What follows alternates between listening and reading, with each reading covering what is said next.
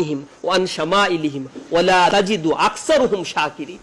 আমি তার সামনে থেকে বসে থাকবো, পিছন দিক থেকে হামলা করব, ডানে থাকবো, বাদিকে থাকবো, তাকে একেবারে সারাউন্ডিং চারিদিক থেকে ঘেরাও করে ফেলবো। আমি শয়তান বলছে, আল্লাহর সামনে চ্যালেঞ্জ করে বলছে অবশ্যই এই কাজটা আমি করব।